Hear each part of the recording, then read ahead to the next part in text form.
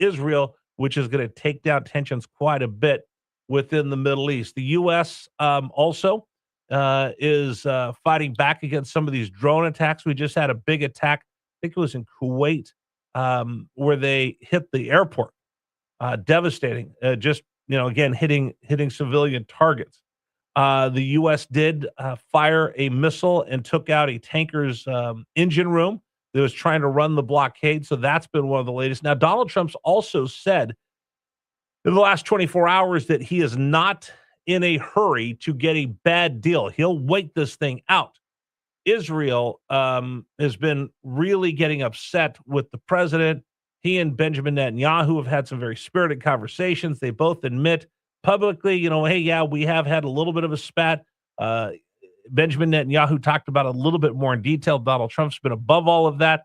But getting this deal done between Lebanon, Hezbollah, and Israel will help tap down some of the emotions that you have right now that could derail what has been this long, ongoing, non-fortuitous ceasefire between the U.S. and Iran. Now, what else can we tell you over the last 24 hours since last we talked? This is a big one.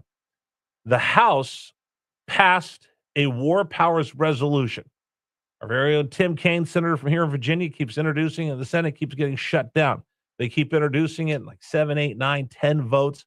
They're mainly show votes for your TikTok videos by members of the Democratic Party. But on Wednesday, Republican lawmakers, 4 of them, led by Thomas Massie, who lost his primary, he's going to be out of the U.S. Congress. He is not going to get reelected.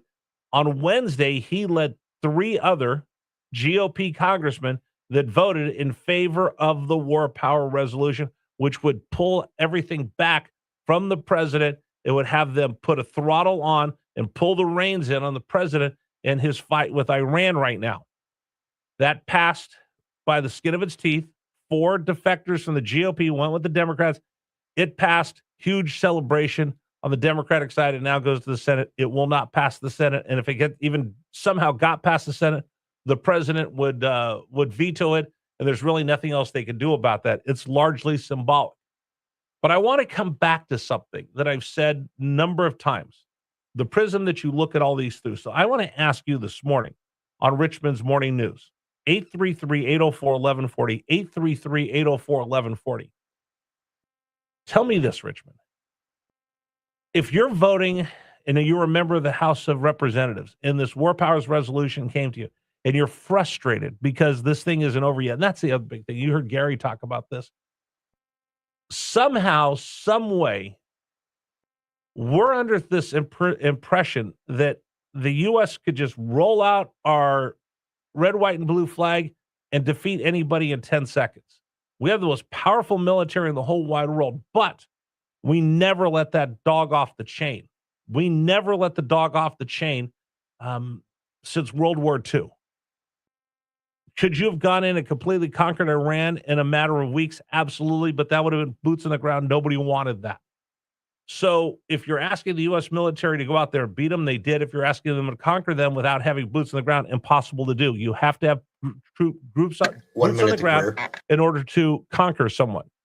Bring them to their knees. That's why we're at the stalemate where we won't go all in. We're using half measures right now because no one wants to see, quote unquote, a forever war or boots on the ground.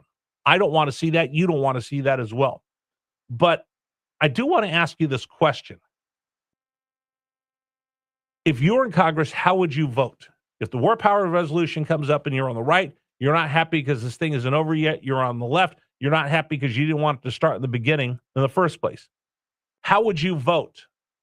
Would you vote to rein it back in and seize control of what's been going on and it seems like forever in news cycle time?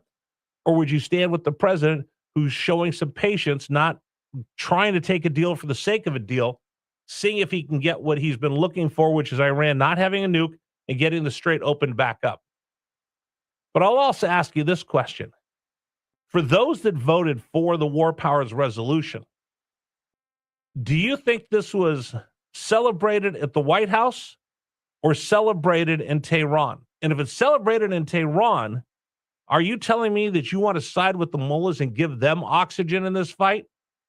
over the White House, that you dislike the White House that much that you're willing to give joy, encouragement, and oxygen to Tehran, the Ayatollah, and the IRGC, and give them something they can celebrate because you dislike the president that much. I really would love to know what Richmond has to say. 833-804-1140 on the James River Air text line. Coming up, we'll talk more about Iran with Governor Jim Gilmore in just a bit. And big hearing yesterday on Capitol Hill when it comes to college sports. Hokie fans, you're going to want to hear about this.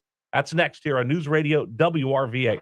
All right, today's program brought to you in part by GreerFinancialGroup.com.